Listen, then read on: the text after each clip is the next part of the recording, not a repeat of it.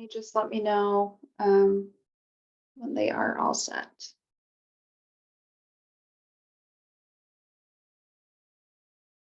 All right, awesome. Thank you, everyone. Sorry for the delay. We were just making sure we had our Spanish interpreter set up. So welcome, everyone, to today's webinar on disability-led and consumer-controlled systems advocacy. My name is Mary Kate Wells, and my pronouns are she, her. And I am the program director at the National Council on Independent Living. Nickel is a partner of the ILNet Training and Technical Assistance Center, and we support the coordination of the webinars today.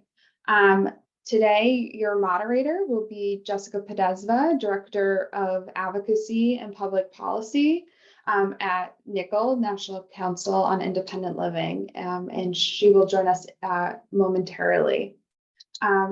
Next slide, please. Awesome, and next slide.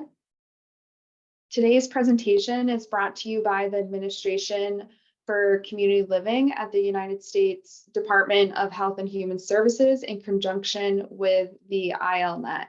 ILNet is operated by ILRU in collaboration with Nickel, April, and the University of Montana. Next slide. The logos are on the screen. Just a few quick accessibility notes for this webinar. Captions are available for this webinar. Go to the bottom of your screen to your Zoom menu bar and click Show Subtitles. We also have captionings running on an external page. We will put the link in the chat. ASL interpreters are present today and should always be visible. Please let us know if you're not able to see the ASL interpreters. We have Spanish language interpreters as well. In order to access that, you can go to your Zoom bar on your screen and choose the language you would like to hear the presentation in. And finally, public chat is turned off, but you are able to chat with the panelists and hosts. We ask that you reserve the chat for any technical support and not to submit any questions in the chat. We are going to have limited time for question and answers today, but if you would like to submit a question for future follow-up, you can use the Q&A box, which is also at the bottom of your screen, and you can enter your question there. And with that, I also, at the end of the webinar, we're going to have our typical evaluation. As always, we appreciate any time you're able to fill that out, and we will share that link at the end. So with that, I'm going to hand it over to Jessica Podesva, and she's going to be our moderator for today's webinar. Thank you, Jessica. Thank you, Mary Kate. Hi, everyone. Thank you so much for having us today, and I'm really excited to be here and for today's webinar. So before we kind of dive into our panel and I introduce our panelists for today, I thought it'd be good for us to go through and talk a little bit about what our goals and learning objectives are for today. So the first objective is to learn why systems advocacy is important to the Independent Living Network, strategies for disability-led and consumer-controlled systems advocacy, and then strategies for consumer engagement and consumer control in systems advocacy. So next slide, please. So today we have, and then also it would, to define a little bit, if we could jump to slide 9. For the purposes of today's webinar, I know that kind of in systems advocacy, a lot of these definitions are used interchangeably, but for today, we're going to define disability-led as being people with disabilities being the lead decision makers. So in the context of SILs, that disability-led component is in 51% of the management team are required to be people with disabilities at a SIL. So that's one kind of concrete example. Consumer controlled, that consumers are identifying their leaders and those decision makers. So another context in SILs, that 51% of the board being people with significant disabilities.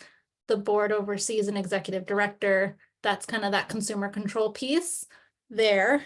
And then consumer driven, consumers are the driving forces of the focus and input for the advocacy effort. So consumers' voices are having adequate input into whatever advocacy issue you're focusing on. If we could now jump back to slide 7. And so with that, I'm going to go ahead and let's introduce our panel and our first question. So the first question for our panel today, and I'll go ahead and introduce them. And if you could introduce yourselves and, can we go back to the slide? Thank you. If we could go ahead and introduce, we'll go ahead and introduce yourselves, and I'll call on you one by one, but also ask the first question. The first question for today is, what is systems advocacy? Can you go to the next slide, Mary Kate?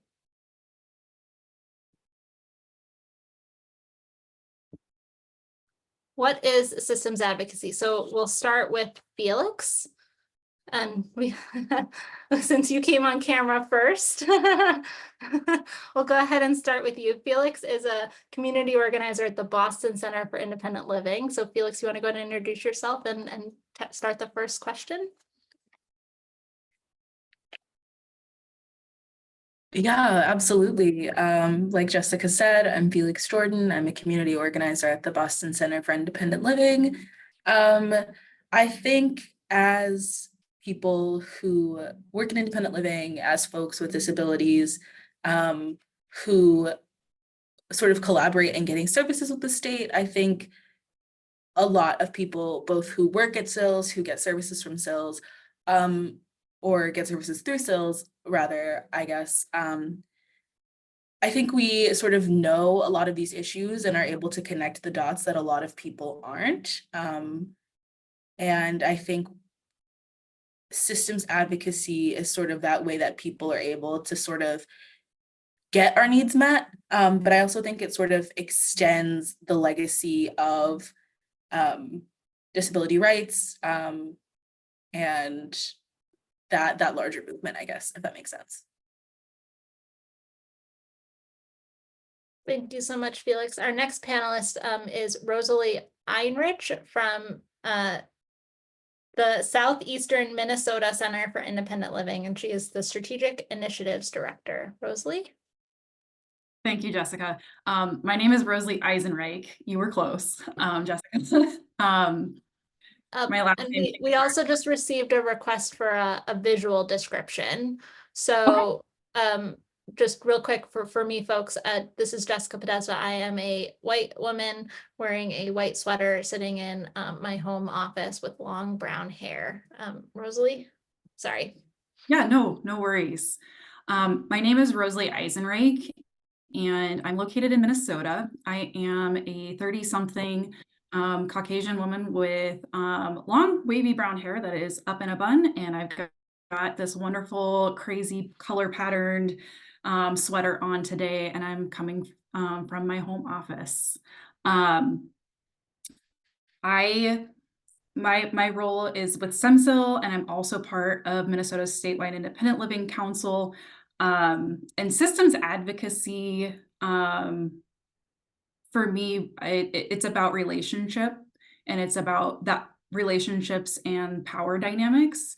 And so there's that element of understanding within a relationship, and then on a larger scale, where power lies and how to redistribute that back to people who have less and people who are trying to get more. And it's about being a necessity for change. And systems advocacy looks at where those power distributions are to make necessary changes better and better for everyone.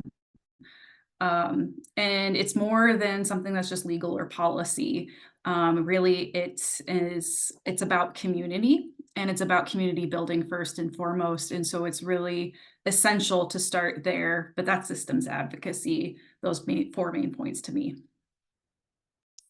Thank you, Rosalie. And then our next panelist is Edward Mitchell from the Tennessee SILC. Edward? Good afternoon, everybody. I am an African-American male wearing glasses with my hair in a two-strand twist. And for me, systems advocacy or systematic advocacy, to me, is seeking change at the systems levels. Advocates work together on the systems levels to try to influence decision makers to address root causes of oppressive systems and infrastructures. Systemic advocacy can play a major role in influencing social policy, public opinion, law, and most importantly, people's day-to-day long-term lives.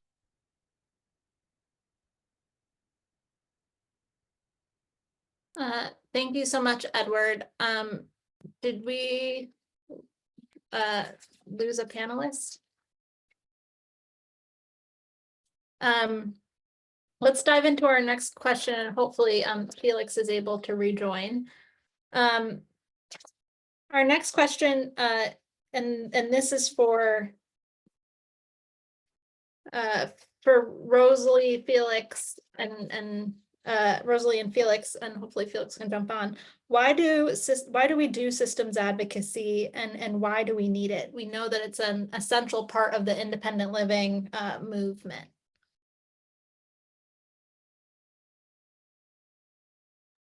Sorry, some technical difficulties. This is Rosalie. Why we do systems advocacy as Centers for Independent Living is really the basis of why Centers for Independent Living exist. It really is about that community aspect and community building of when we don't have as individuals what we need, that we resource and connect and build relationship with others in order to meet each other's needs and have a better life, a fulfilling life together. It's the breadth and foundation of really that solidarity piece that we have as part of our independent living network and progressing towards a better future for everybody. And it's essential basically to all of the other things and the other services that we do, because it really challenges the current status quo. Do we have Felix or others, Jessica? Yeah, and Edward, since and since Felix isn't rejoined, I'll pinch it and maybe call on you. Do you have maybe any other, do you want to maybe weigh in on why we do systems advocacy from your point of view? The reason why we do that from the SILC's role is because one, the SILC has many different ways to practice systematic advocacy, and because a lot of these different types come together in the advocacy campaign. The SILC will, or systems advocacy organizer, will look at the goal of change. What do people who experience the problem want? How will the change affect them? Who can make the change? What will be convincing for decision makers and the public? And what barriers will we all face? And this can be done in a wide range of things, such as awareness raising, solidarity, and as well as decision maker engagement. Yeah, I think that's a really, really good point. And it's also, you know, we're a disability-led network, right? So consumers control our representation. They control. We're really that only disability-led network, and the aging and disability relationship like that. It's a very unique system. And you know, the other really key piece to this point and why systems advocacy I think is so necessary is it's also about creating space for new leaders, people, and communities, and really making sure that we're as inclusive as we should be, in that, you know, acknowledging that and the culture of the SILs and how all of that fits is really important. And I think Felix will be rejoining momentarily, but with that, I think maybe we should move to the next question. Next slide. So what is disability-led and consumer-controlled systems advocacy? And so I wonder, Rosalie, maybe we can start with you on this. Yeah, I really appreciate the work of Ella Baker in her history of leading activism. And she has this famous quote, people most impacted lead. And so when we talk about disability-led and having people with disabilities as decision makers, it's really essential that they are the ones who are designing, who are making the decisions, and who are really pushing the entire movement forward, as well as shaping it in whatever way form. And it has to be intentional to do this. And it has to be creative and expansive and different than what's been done in the past, because power evolves over time, relationships evolve over time within all of this. And thinking about, effective change is most beneficial when it's designed by the people who really are most intimate with the struggle.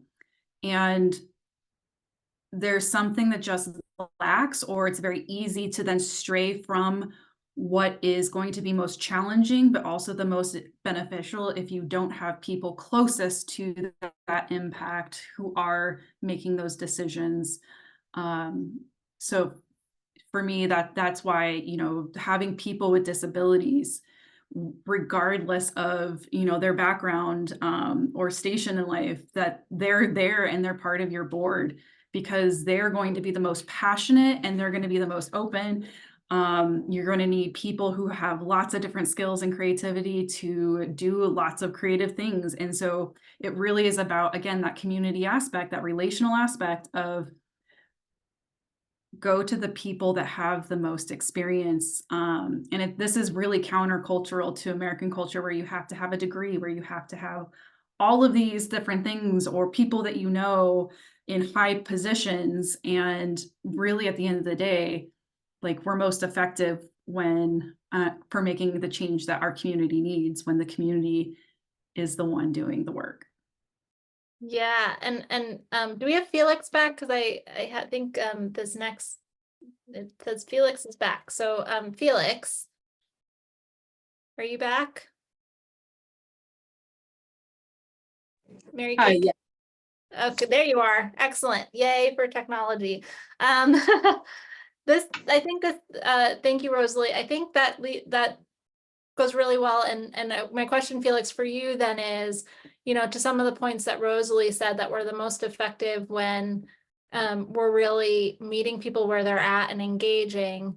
But Felix, what is the role of, can you maybe talk a little bit about why that role as a systems change advocate or a community organizer at a Center for Independent Living is so important to kind of really ensuring that we're doing that disability-led and consumer-controlled systems advocacy? So what role can a community organizer play in that? Absolutely. So I consider a pretty big part of my job engaging people who already interact with our SIL, but don't necessarily engage in an advocacy way. Jessica, you're familiar with the form we have when people are sort of getting connected with advocates or things like that. A big part of that is making sure, hey, we also do advocacy here. Are there particular things related to advocacy you're interested in? And if so, we have our contact information, and a big part of my job has been sort of doing that outreach.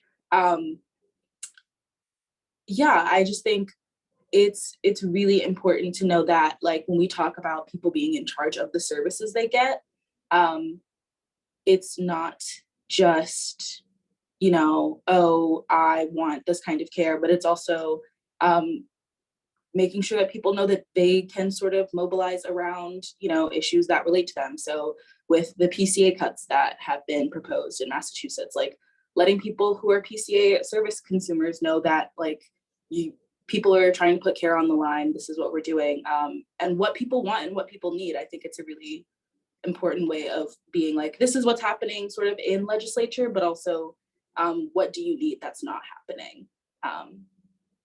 Yeah, and maybe Felix, in your work as an organizer, is there a particular campaign, and there's one I can think of because I know I work with you, that really kind of took off and created some change that came out of community input, like real grassroots community input? I'm thinking, you know, of the DAR forums and the work around getting access to incontinence products, which is not something that really anyone was paying attention to, but really came out of work from organizers. So I was wondering, can you talk a little bit about that, and how you can, the DAR Forum is Disability Advocates Advancing Our Healthcare Rights. It's a coalition in Massachusetts. Maybe talk about how organizers could play a key role in facilitating conversations like that to identify needs of the community that really we wouldn't identify without consumers. So how do organizers create that space? Yeah, I think there's a lot of that outreach piece. So getting to like reach out to people, being like, hey, we're having this space. It is a lot of engagement. It is consistent engagement. Like Rosalie said, it's about building those relationships. That is a really, really big part of it. I think, oh gosh, I'm so sorry. I'm a little frazzled because of the tech snafu I had earlier. You're doing great. It's all okay.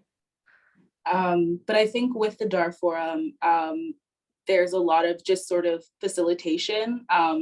In those scenarios, it's kind of like, oh, my job's never been easier, because it's sort of letting people talk about what they need, and then being like, these are things we can do. And sometimes I feel like a really big part of working in community, like Rosalie said about people having different skills, is that some people have really big, really important imaginations and are able to sort of conceptualize things and think about organizing in ways that I necessarily don't, as someone who loves organizing, but has only been doing it for a couple of years. Thank you, Felix. I'm checking with my timekeeper. Maybe let's go to the next slide.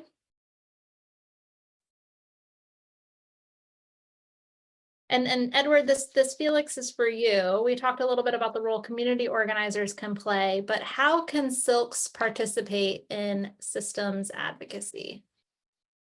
So glad that you asked me that. Why should SILC participate in systems advocacies?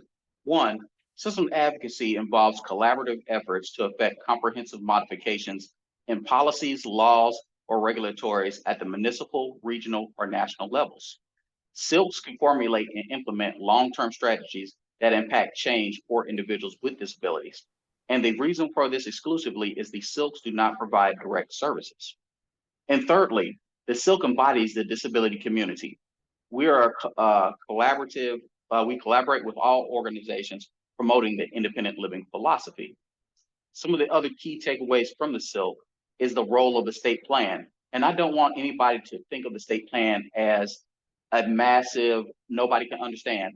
The state plan is your Google Maps or Waves of your state's IL plan. The SPIL establishes goals and benchmarks for the independent living services provided to all individuals with disabilities in your state. Every state SPIL should be up for public comment. Visit your SILCs, read your state plan. Two, to help guide the plan, the SILC solicits continual public feedback on effectiveness of the independent living services and the community's changing needs. So again, the SPIL is ever adapting, ever evolving, and it is your job as the public to comment on it and be there, because the state plan lasts for 3 years and we're about to enter our new 3-year plan. Next, the biggest part about this is healing the network. We need to build back relationships. Relationships have been damaged or fractured due to personal egos, and we are all on the bus together. We've all entered the bus of disability at different rates, but we're all going to the same place. So let's put down the division and let's go far when we go together. Again, with me, I am making sure in our state that we're building back relationships with the DD Council and other state councils, because again, we need to heal to move forward, because we all have strengths and we all have weaknesses, and we have to identify those in order to make these changes. We have to form new paths, and with other state councils as well. We need to collaborate. We can't be isolated in our own states. We have to be able to reach out to our neighbors, put our arms around them, so again, we can all bring out the best in one another. Again, being at the meeting is only one step. Again, only take on what your bandwidth can accommodate. Again, nobody just wants to have you show up, sign the paper, or sign into the Zoom and sit in on the back seat. A lot of individuals will know, again, my newness is wearing off as a SILC director. I spent a year kind of sitting back and listening and observing, and now I'm trying to step up and being on committees and trying to help drive change forward. The SILC and SILC relationships, I want everybody to think of this. If you're a Marvel fan, think of it like the Infinity Gauntlet. This is the Independence Gauntlet. I want us to all collect Infinity Stones from different groups, because again, when we put all those stones together and snap it, we can make anything happen. And again, when we make that happen, that's systems advocacy for everybody, not one specific disability group, but all disability groups. And I'll leave you with this. Some people refer to systematic advocacy as an upstream, meaning you work on issues before they move downstream and cause problems. So let's try to work on systems advocacy upstream. Thank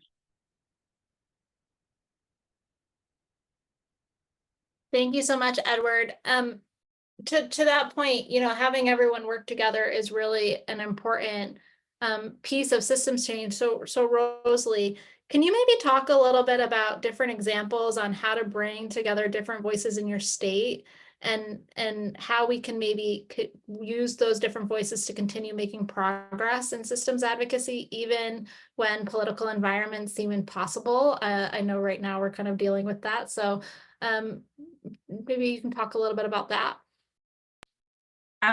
Absolutely, Jessica. I do want to acknowledge that there's several people that have asked, and I feel like I glossed over because my disability has my mind go everywhere. I have a lot of anxiety.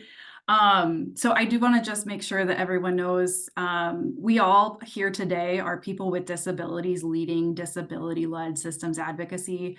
I identify as a CPTSD, aka complex post-traumatic stress disorder baddie. It has its pitfalls as well as some benefits, as is with everybody. So I just wanted to make sure that that was very clear first and foremost. And to your question, Jessica, Minnesota is one of the last states up until 2 election cycles ago, was the only state that was politically divided, red and blue equally. 10% of our entire population lives within the Twin Cities 7-county metro area, with Duluth and Rochester also kind of included in that. And then 90% of our land is rural, and we refer to it as Greater Minnesota. And there's about a 50-50 split of people with disabilities living in Greater Minnesota and 50% living in that 7-county area, which is something that creates a unique challenge when we consider how our regions are set up in Minnesota. There's certainly a lot of conversations that I had over the pandemic in our COVID response, and you know, really, this work is so essential that regardless of politics or issues that are happening, that our message is that we're trying to eradicate ableism, and we are saying all bodies are essential.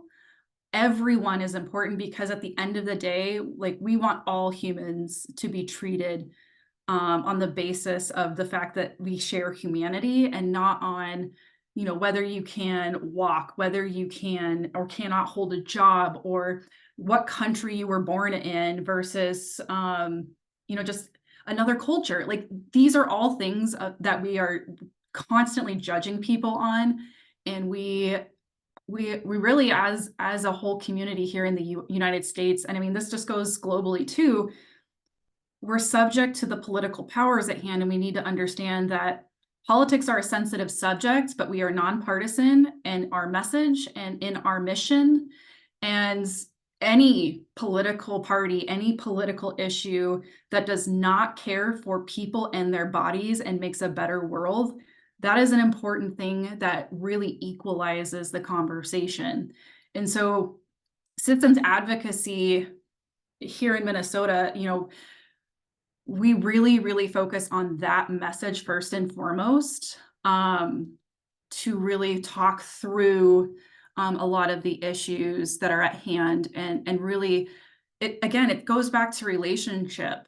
I personally live in the cities, and I work with SIL because they are doing really great work, rebel rousing, and I also have worked in a number of different states, Montana, New York, Washington, and now Minnesota. And I've worked in both rural and metro context. So I have a heart for rural because we also need each other. That's another identity that I think just really in our systems work gets lost in the mix. And so I'm using my privilege and my position geographically to try to help support our larger mission of ensuring people with disabilities in greater Minnesota, in rural areas of the US, that their voice is heard as well. And those are just a few points of like how to kind of bridge that divide, is really being able to say, we have two different points of view, but if we can both agree to sit down and talk together and try to understand with truly just curiosity and creativity to understand someone else. I mean, that's fundamentally where we can start bridging that divide and then coalition build, because people just want to know that they are witnessed, that they're cared for. And if you can build that trust, then that brings someone else into the community, and you can hold different opinions while still trying to do similar work or even mutual work. Thank you very much, Rosalie. And Felix, I wonder if maybe you can jump in and doing that work when you talk about how divided we are and really taking the time to listen to one another. I think one really key aspect of systems advocacy is really bringing up that multi-generational leadership within IL, and how do we make sure that we are evolving and being more inclusive. And I know that that's a divide that we as a network have been struggling with. And Felix, I wonder if you were able to talk a little bit about how we do that from an organizing perspective. Yeah, happily.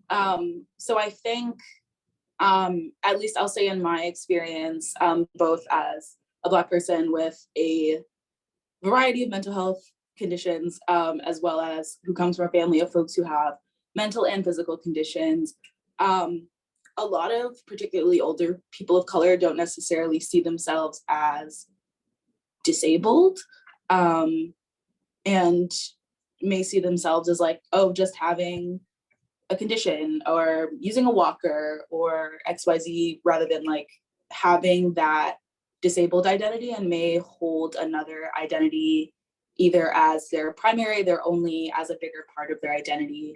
And I think historically, at least what I've seen, a lot of SILs have been white. But I also do think that there is a really sort of important history of that cross collaboration, thinking about the 504 sit-ins, and how the Black Panthers were really instrumental in that. Having, like Rosalie said, those common goals and really wanting to sort of bridge the divide. I think now a big thing is really wanting to meet people where they're at. So going into communities, and a lot of that is sort of knowing the community that you are a part of, what is here, what's around you, where people that you're trying to connect with are, and going from there. And it is definitely not just being like, oh, well, we know that there are people that we're trying to reach in this neighborhood, but getting to know those people and then seeing how you can connect on those needs. Yeah. Yeah. Thank you. I think that's meeting people where they're at is really key, and you know, that acknowledgement of your history. I mean, not many people know how instrumental the Black Panthers were in those 504 sit-ins. We're starting to talk about it now, but that piece has been really overlooked. So I think one really part of us being able to move forward is acknowledging that history of racism and ableism, and how those two how those two intersect. And to your point, meeting people where they're at, you know, no one owns disabled people's stories. So how do we prevent tokenism in our organizing? Felix, sorry, I saw you jumped off, but this is for you. How do we really use, what strategies can we use to meet people where they're at to really prevent that tokenism and really move forward in a way together? Yeah, I think that's really important. It's a lot easier said than done, but once you've sort of reached people where they're at, it's sort of keeping people engaged. My former supervisor was really good at just sort of like calling in and checking on people. And obviously that's a lot of different CILs have different resources, time and energy, so that's not always possible, but that is honestly a really good way of building and sustaining those relationships. I think a really good way to avoid tokenism is to just be genuine, quite frankly, genuinely connecting with people and doing it intentionally. So maybe you are intentionally connecting with people of color, but you're not in the back of your mind going, oh, great, a disabled person of color that I can have for this event, you know? But building those relationships, maintaining those relationships, developing leaders within a broad swatch of people. So that doesn't mean when you're developing leaders, you're only picking disabled people of color, but you are picking people who are representative of your community. You're engaging and investing in learning and growing with those people, developing them as leaders. If that means making them feel more comfortable, speaking at events, helping them at it. And a lot of this is not intuitive and it does take a lot of time. But it's getting to know people and then helping them feel comfortable in leadership rather than being like, we have an opportunity, it's time for you to go speak at a thing. Yeah, thank you so much for that. Rosalie, I wonder, do you have anything you want to add here? I was going to call on you next.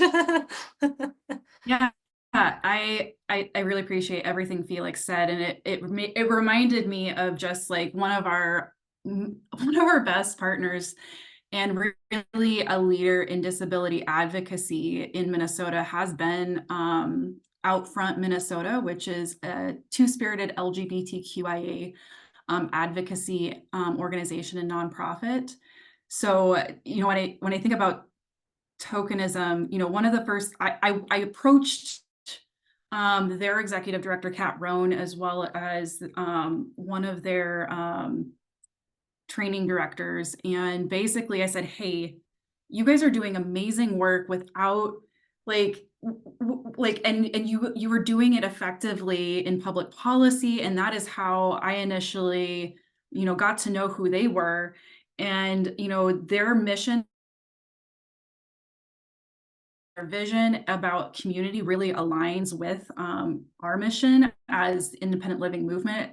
And just to see that already there was a partner from another community that's really championing, like, and seeing that cross solidarity, I said, hey, do you want to take it another step? Could we learn from you more about, you know, your community and maybe start exploring our mutual history and the connection points and start building some more intentional solidarity together? Because largely the advocacy that they were doing was with community and on a small scale where, you know, we were noticing them at the Capitol. And so one of the first things that we did to build capacity was to partner with them, learn from them first and foremost, because they are the authority of their community and they hold their story. And that's something that's, you know, something I know that, you know, we have intentionally as the disability community, the IL network, really needed to learn. And so we invited them in, they had a few trainings with us. And then up front, I also was like, hey, could we create like a cross solidarity, basically disability justice two-spirited LGBTQIA training together so that, this could expand the repertoire that they had, but also that we could partner together in the future on education. And that happened this last year. We were able to get some funding. And then I think it's really important that if you're going to build cross solidarity, just as we say disability-led, consumer-driven, it's all of these same things that we've been saying. It's about a relationship. And where does that power lie? Are you sharing in that work and process together? And are you equally distributing that decision making amongst those most impacted? And that's something that really, it comes down to that. And that's why it's so important that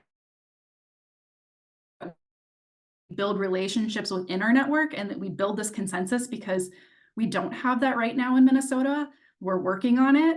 And it starts with community building. So if you're like, oh my gosh, this is overwhelming, I have all these disability things, like I don't know how to invite others into this when I don't already have this capacity. I'm one person in a network, and in the last 6 months, I'm now 6 people with someone from each SIL, and we're all meeting together in a peer support group. It just starts by saying, hey, I want to be in relationship with you. I want to witness the work with you. Maybe we can support each other, but let's start just having conversations and cutting out intentional time to be together. So that's really what it is it's a phone call. It's having very intentional conversations of questions that you want to ask people and you genuinely want to learn. And that's infectious, and it leads to more and more connections and more people coming together around something. And so I'm just getting started here in Minnesota. And we all in Minnesota we have a lot of opportunity at hand. And so if you're in a state where you're just like, we're starting from scratch because we have not intentionally done systems advocacy, it's possible. And some of your first allies might actually be outside the network. So it's just a matter of get to know people, hang out with them, find them. Thank you so much, Rosalie. You muted yourself a little bit on that last point. Can you just say your last 10 seconds or so? Oh no, I was just saying, have a conversation. Really, it's just about intentionally looking for people that are doing the good work. I think there's a Mr. Rogers quote on that. But yeah, just have a conversation. Just be genuine and want to get to know people. Yeah, I think that, and thank you, Felix, for raising it, and Rosalie, for all of your points. I think when I was working as a community organizer, those personal relationships are so important to being able to help do consumer-driven advocacy effectively. A couple of hallmarks I always told both organizers I supervised and that I held to myself and still do to this day is that no one owns someone else's story.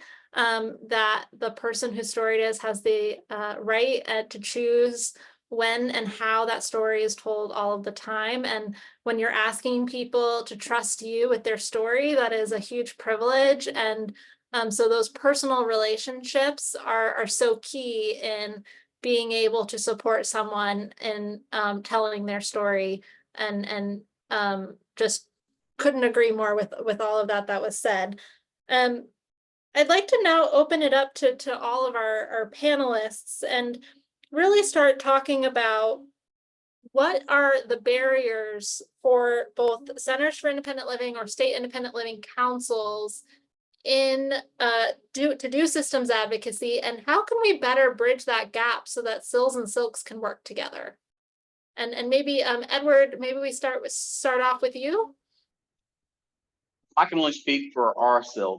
One of the things stepping into this role is that there would be great if there was new, updated, black and white educational information, because again, the SILC, we do not lobby, we only educate. And we want to make sure that we stay in compliance, not only with our state, but also ACL.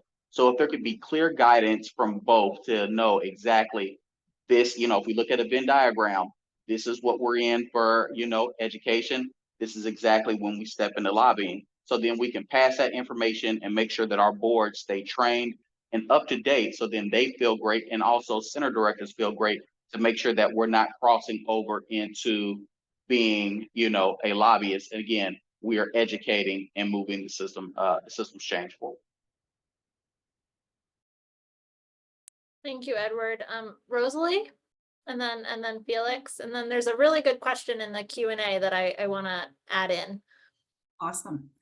Yeah, I think that's kind of it for SILCs and SIL. Like SILCs, this is something that we constantly have conversation about, and I'm trying to figure out how do we expand our advocacy. And so one of the great resources I want to just kind of do a shameless plug for is Alliance for Justice has a partner organization that they have called Boulder Advocacy, and that was a huge support to me in understanding the rules of being a 501c3 Center for Independent Living. And then I know that some statewide independent living councils have a 501c3 designation. I mean, the important piece really is to know what is your SILC organization designated as. Minnesota's is not, and so it's a governor's council. It's an appointed position by our governor. So we don't have any flexibility there. And I just got a message that my internet is unstable. Can everyone hear me okay? You're doing okay. You did come in and out, but maybe if it starts to go, you can go off camera so we don't lose you. But if that works, but we'd hate to lose but yeah. Understand. Yeah, so I think that just the not knowing has been a huge barrier to our system, and SILs feeling like they can activate in that. And the answer is yes, you can. And I will take flack for this, but you can't use any federal or state dollars. So that's one thing that I agree with Edward entirely, is that having more clear guidance that really we can have a deeper conversation of how that looks like on a national scale would be great. I will say there's also a lot of isolation with SILs, and that's something that Minnesota's never had a unified network, and I might get flack from the locals for saying this, and I'm fairly new, so I'm willing to be proven wrong. But since my time for the last 7 years, it's really critical that within our state networks that we really work towards building relationships together, because there's so much good and so much support that comes from that alone. And if you're, as a SIL, like dealing with the concerns of funding sources and resources, again, power by numbers, like go back to the organizing principles of just when you have more people involved and all going for a common goal, and there's a heavy lift, like that boulder is going to be a lot lighter if there's more people lifting it with you. So those are a couple things that come to mind. Thank you so much, Rosalie. And Felix, before we jump to you, I just want to touch on one point, since there's a lot of conversations around advocacy versus lobbying and how to walk that line. And one really important distinction that I don't think it is really understood, and I do recommend folks reach out to Boulder Advocacy more on this, is that Centers for Independent Living and state independent living councils can lobby. They just can't do it with federal dollars. So if, lobbying is something that I do feel like we as a network need to do more for systems change, but we just need to do it with non-federal dollars and diversify funding of that. And I do think that's a conversation we need to kind of talk more about, because I think people are so afraid of this topic. And I think that's another really great topic for us to provide more information on. But both Centers for Independent Living and state independent living councils can lobby. They just can't do it with their federal grant funds, but they can do it if they have unrestricted funds. So I just wanted to make sure to clarify that. And before we move on, and Felix, sorry to jump back, but Felix, do you want to jump in on barriers that your Center for Independent Living or your state independent living council encounters when doing systems advocacy, and how can we better work together? And sorry for jumping around a little bit, folks. We are on slide 14.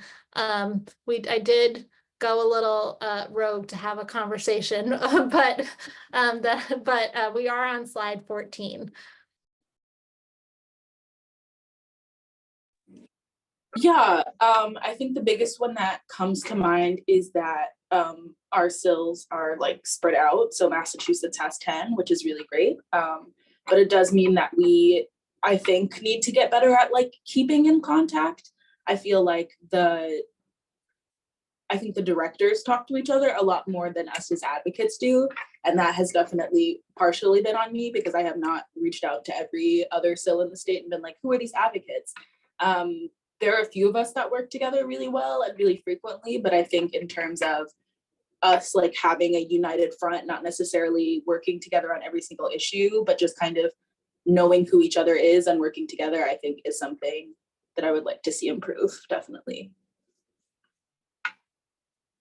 Thank you so much for that. And I also think it's about really listening and learning from each other, and as Rosalie stated, that's really the only way we can continue to move forward together. So for all of our panelists, and now if we go on to the next slide. So we're now on slide 15. So I'm always curious every time I talk to organizers or systems change advocates, like what makes you motivated to continue doing systems advocacy? And this is always a fun question to ask. And maybe Edward, will start with you. What keeps me motivated? It's a multiple prong attack where one, I'm a member of Alpha Phi Alpha Fraternity Incorporated, and it is a historic Black Greek fraternity. And it's that helps pump me into this work. Sometimes we have to be able to step out of the disability space and be ourselves. And when I see other groups and other affiliations really, marching ahead, really kind of affecting change, that's what helps me bring that kind of enthusiasm into the workspace as well. But also, again, knowing that the changes that are being made are not for me, it's for the young man, the young lady, those that are coming up behind me, those that are in elementary school, middle school, college. The experience that I had, let me try to help make that better for them. Because again, they're the ones that are bringing up the rear, and eventually it'll be my time, though not right now, to step aside and let them take the reins. But again, we can all go far when we go together, and I want to see us all go together.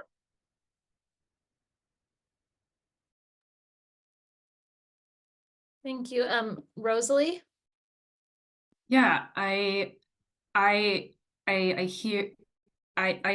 feel like it's so important to build relationships within the network, but also like you need people, leaders, creatives, people from all over to like in your network of just your community. Like it's much broader to take care of you.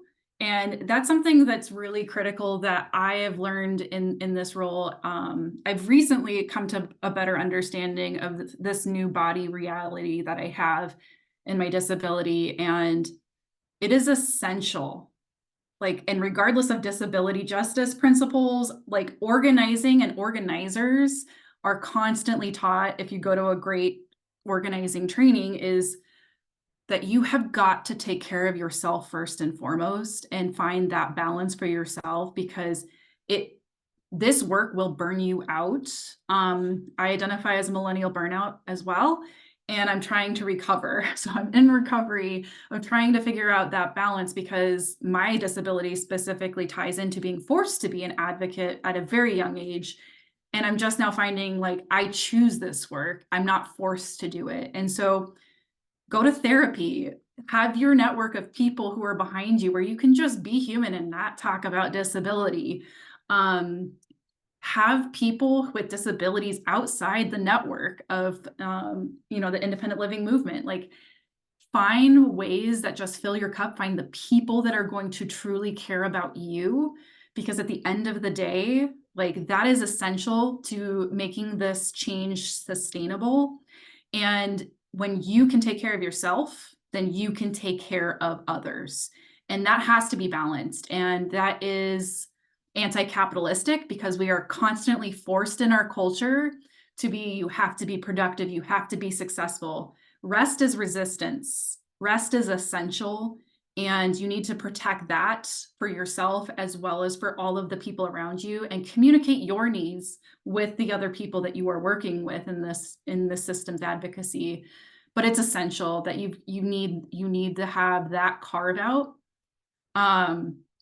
because burnout will kill you. It will. Stress kills, and that's something that, you know, I just cannot emphasize more, because it's just, otherwise you're going to take people for granted. You're going to become cynical. And one of the huge issues we've had in Minnesota, and one of the contributing factors, is cynicism in leadership harms people at the end of the day. And it starts with the leader not taking care of themselves. And so I just cannot emphasize that enough, that you should be operating from a space of energy. And I know that's very, very different for many, many people, but really spoons. Thank you so much, Rosalie. You muted yourself towards the end there. Sorry. Okay. You're doing great. But I couldn't agree with you more, that refilling, it's so necessary as an organizer to take that time for rest and to recharge, and it looks different for everyone. For me, it looks like some time in a horse barn, just brushing a horse or going for a good ride. And I know, like everyone, it's really important to find those different outlets of whatever it is that kind of clears your head. So, you know, I encourage everyone to make sure you carve out that time, even if it's, you know, taking a nap or just going for, you know, a walk or sitting outside. Just those breaks are so necessary. But Rosalie and Felix, I wonder if we could take a step back, because you talked a lot about disability justice. And I wonder if, and maybe Felix, we start with you. Could you maybe talk a little bit about what disability justice is and kind of the difference between disability rights and disability justice? And Felix or Rosalie, whoever maybe wants to touch on that, because I know both of you touched on disability justice in your points. I'm sorry, I'm going a little rogue here.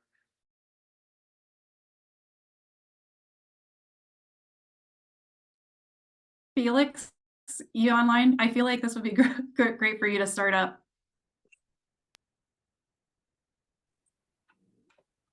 Might be having more technical Hi. issues. Yes, sorry, I was having technical issues again. Yeah, I think disability rights versus disability justice, they are separate concepts, but I think they are both very, very important. So I think disability rights is really about, obviously, as we know, making sure that people have access to the things that legally they are entitled to as a right, right? So thinking about people not being able to access medical services, healthcare, not being able to get into schools, into buildings that everybody else, we should all be able to access, public buildings, etc. That's where disability rights is. Disability justice as a framework, I think, focuses on examining disability, especially ableism, and how it relates to other forms of oppression. I think intersectionality is a word that is often considered like a hot word, but people, excuse me, don't necessarily think about what that entails. But like, what does it mean for me to be like a queer Black person with a mental health disability? What does it mean for someone to be Jewish and disabled, or like any sort of thing, and how these sort of intersect, how that relates to the ways that people experience their disability, they get treatment, services, etc. Those are all really, really intertwined. And that's really where disability justice sort of looks in. And I think hearing about what Rosalie said about that sort of anti-capitalistic notion of like actually taking care of ourselves and stuff is really, really baked into disability justice, of not just working ourselves to the bone, but caring about ourselves and our community and our sort of fullness as people with disabilities. Yeah. Yeah, disability. Felix, you defined rights versus justice, I think, really well. And this is something I continue to explore and I'm fairly new to. My Thor is a disability justice activist here in Minnesota, and she just recently brought that here to Minnesota, and we've been able to have community conversations for the very first time. We're a little late to the game here in Minnesota as far as disability justice and what that means, and together we're as a community talking about these things right now because it is something that we haven't. And I think the biggest thing that I have learned in having these discussions, because we need to have these discussions around independent living and disability justice, is that these are two frameworks that work together, and we need to be supportive of each other. And rights is limited. Rights says that it's law and there's enforcement and there's these mechanisms. That's a great thing to have. But I think all of us know rights only gets you so far, and it's single issue and focuses on single identity. Justice is holistic and thinks about the whole person and their whole body and all of those identities within. And it truly focuses on building community that is caring of self and other. And that's where it's just like, it's not a rote science of how to do this work, but I will say, you're going to get closer and it's going to speed up the process with systems advocacy and doing it in a way that's going to be beneficial for everyone if you can find a way to start your conversations and community building around the disability justice principles. Thank you, Rosalie and Felix. And one more for you both before we kind of start taking some of the questions in the chat. And also, Edward, please feel free to weigh in on this as well. Why, when we talk about, so we just defined, disability justice, et cetera. Can you maybe touch on why being disability and led and the consumer control and consumer driven pieces that we talked about earlier are so essential to the disability justice framework, and kind of talk a little bit more about what that means. I think there's a little bit of confusion still on what we kind of mean when we say that. So why is the disability led piece so crucial to advancing the disability justice framework? Again, this is Edward. I always think about the poem by William Ernest Henning, Evictus. I'm the master of the fate of my fate. I'm the captain of my soul. And I apply that to there's nothing without us. There's nothing without us. And again, we are strong enough to advocate for ourselves. We know our wants, our needs, our desires. And again, we know what's best for us. So we don't need anybody to step up and speak for us. Again, we can lead ourselves. We know what is expected. So again, for me, it always comes down to Evictus. I'm the master of my fate. I'm the captain of my soul. Thank you, Edward. Rosalie or Felix?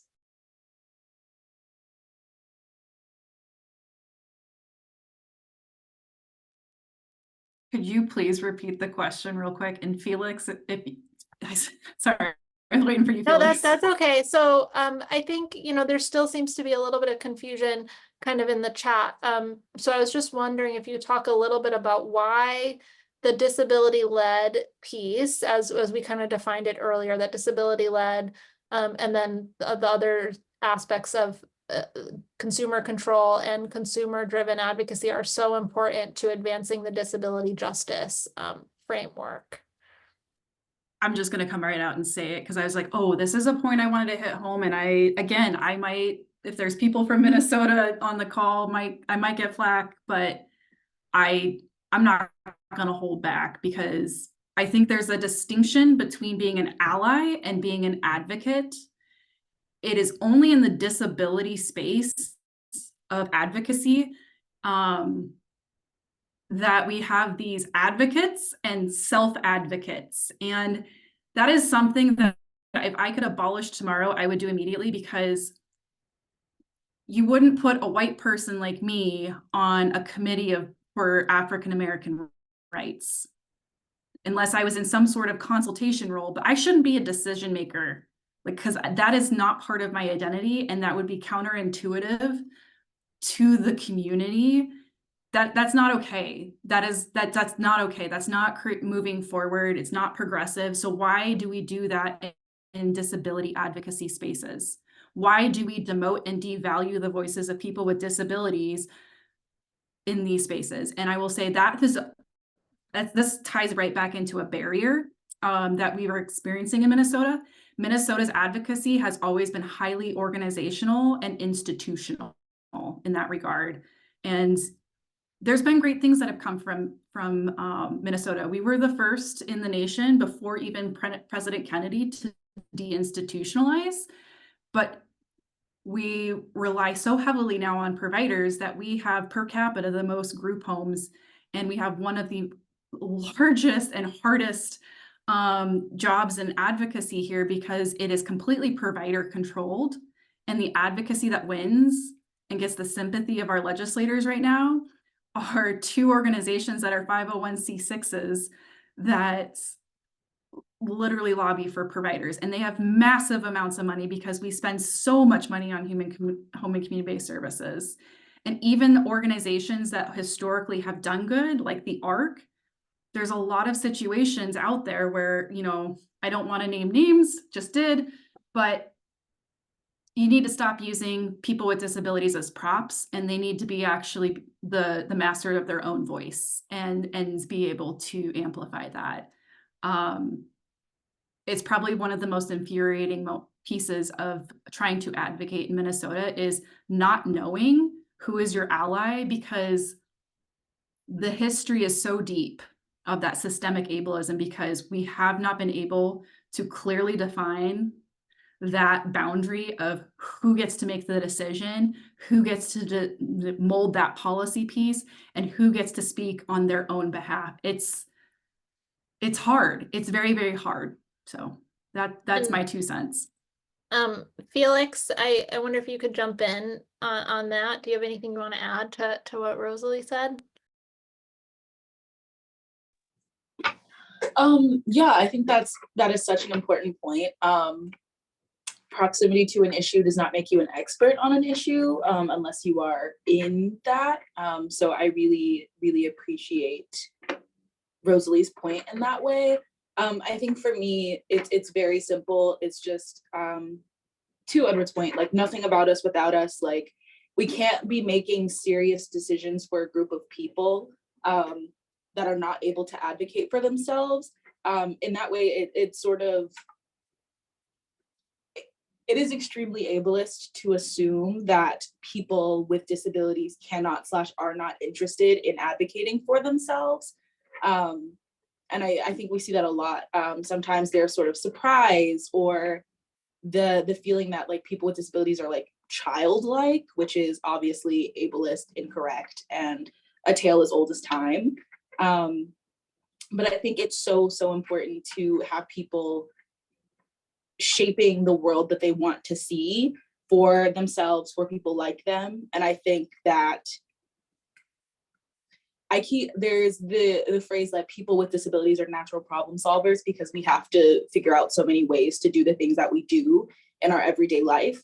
And I think bringing that to advocacy is really important, and also sort of brings that problem solving piece. Like, yeah. And this, I think, weaves into a really, if we're really going to get real, right? Like when we talk about, it's not only the providers, but we also have really struggled, I think, with parents historically here in the independent living movement, right? And it's also those parent advocate groups that sometimes we've really struggled to be able to have conversations with. So if we're really going to not hold back, what are some ways that we in the independent living community can engage in systems advocacy while not only educating persons with disabilities and providing that framework around their rights and et cetera, systems, et cetera, but how do we also pull in parents to be allies and to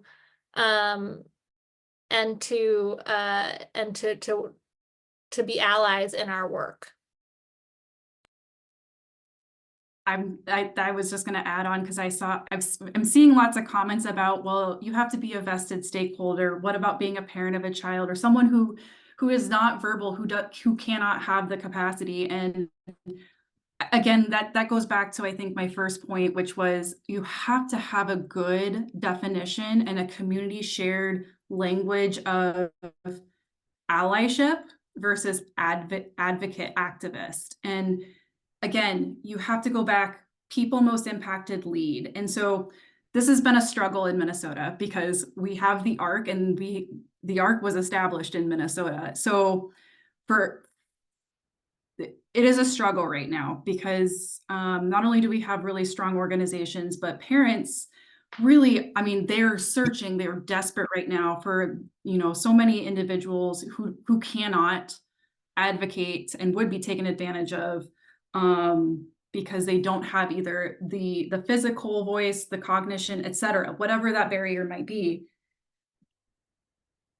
I have worked with really, really, really, really great parents who get it because they've learned to realize that disability and their advocacy is for their child, but they also need to view that child in a way that any other parent would, which is to empower that child to be able to participate as much as possible and clearly understand when they are advocating and where their interests are, and not represent all people with disabilities when they are doing their advocacy. That's a key piece. And when they're in disability spaces and they're in these advocacy spaces, that they are not centering their self-interest, their credit, their limelight, their voice for their child, and then drown out all the other people with disabilities who are also present. And that's something where, again, disability-led, disability-centric, people most impacted lead. Parents are impacted, but they are not the person with the identity, and their experience is tied to their family and their child. It's not as broad as other spaces. So that's what I would say to some of the comments that are there, is that you've got to remain disability-led, disability-centric. Thank you so much, Rosalie. Edward? Right, just to kind of piggyback on that just a bit. I think now society, I'm an 80s baby, born in 86, and I entered the disability space later on in life when I was a victim of a hit and run accident in 2003. We can't be afraid to let when I approach parent advocates, I have to tell them, you have to let your child, your loved one, be scuffed by life. Scuffed by life brings scars. It brings calluses to our hands. And that's what we use to apply when we're going forward. Because again, as much as we all say we're going to be here forever, we're not all going to be here forever. So again, calluses and scars help shape who we are, and it allows us to go in the right trajectory. So again, you can't bubble wrap your child. You have to allow them to be scuffed by life, because those scuffs form character, and it lets them have experiences that they wouldn't have had otherwise if you let them continue to be bubble wrapped. Thank you so much, Edward. And Felix, do you want to jump in? And I just want to say, as what Rosalie said, parents are like a key ally, and we need to bridge that conversation. But I think really, you both summed it up perfectly around that disability-led piece. Felix?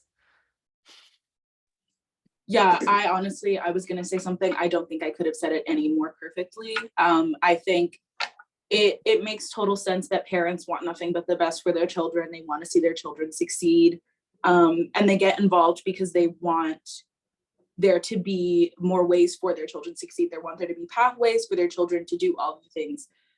However, you cannot, as Edward said, bubble wrap it. And I think when it comes to supporting folks making decisions who are getting independent living services, we talk a lot about dignity of risk.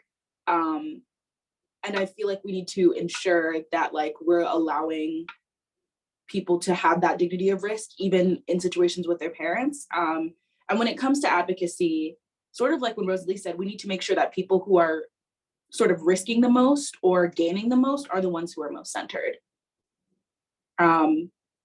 Particularly when we still have so many places where it is hard for parents who are disabled to be verbal about their disabilities for fear of losing access to their children. I think it's really, really important that we don't necessarily focus on people who accidentally or purposely are like marginalized or tokenized.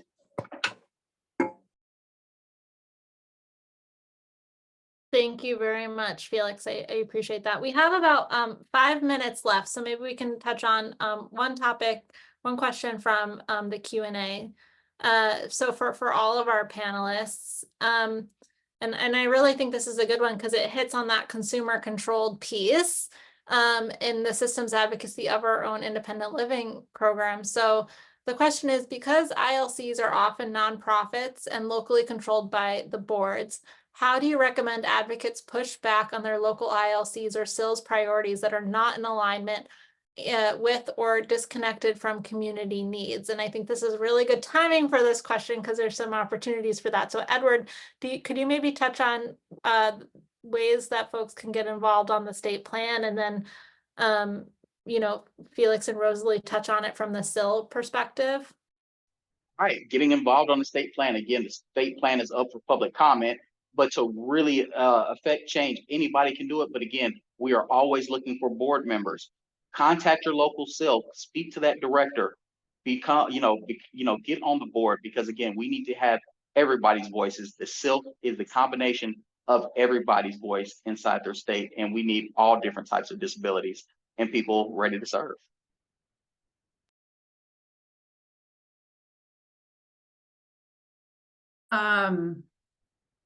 You know, a few things, everything that Edward just said, it is SPIL season right now, and everything's open for public comment. Minnesota is open for public comment right now. That is one way to engage. I mean, I think a piece also might be writing a letter to the board. It might be becoming a board member. If you're part of the IL network, you know, one of the ways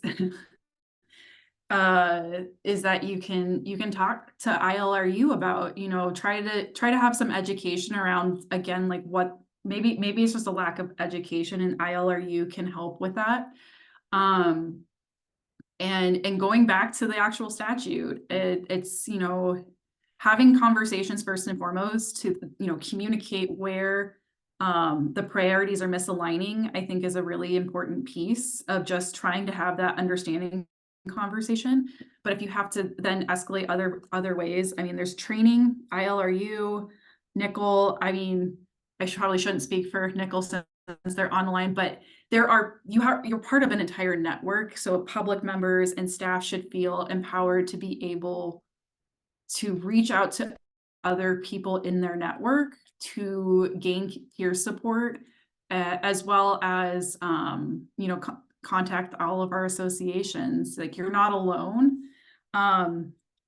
In Minnesota, we're a DSE 723 state. Massachusetts is the other. So, you know, we have to work with VRS, and they're supposed to be doing our reviews, versus ACL, Administration of Community Living, is supposed to be doing reviews. So that's another avenue. But yeah, there's lots of different resources. Thanks, Rosalie. And my timekeeper is giving me time. I think so we can go ahead and wrap up. But maybe we wrap up with this because everyone else got to answer this question and Felix did not. So, and maybe we end with this as a bit of a motivator. So Felix, what keeps you motivated in systems advocacy? Because we kind of went down another rabbit hole and didn't get to loop back to you. So maybe we can end with that that motivating point, and then close today's session. Yeah, so there are a few things that keep me motivated. I have the privilege of being able to work with a lot of organizers who are sort of values aligned in terms of the way that we organize, but also personally, we sort of bring the same energy to our work, and sharing that load and having people to share it with that are always going to come back ready to go, even if we have to go back, lick our bruises, take a nap, take multiple naps. That has been really great. I think also just knowing that there's so much to do, which is not maybe as happy as it could be, but knowing that there's so much to do. So gotta keep going. Not in the constantly moving, but like there's plenty to do. I've got time. So yeah. Thank you, Felix. And with that, I wanted to end on a motivating factor for us. But with that, thank you all so much for joining today's session. There will be a recording made available for folks who are unable to attend today. And also, we ask that everyone fill in those evaluation surveys. And I believe that there is a link in the materials that were sent out, and they put it in the chat. So please fill out that evaluation at the link, and we'd love to hear from you. And thank you so much for attending. And with that, I'll close today's session. So thank you all.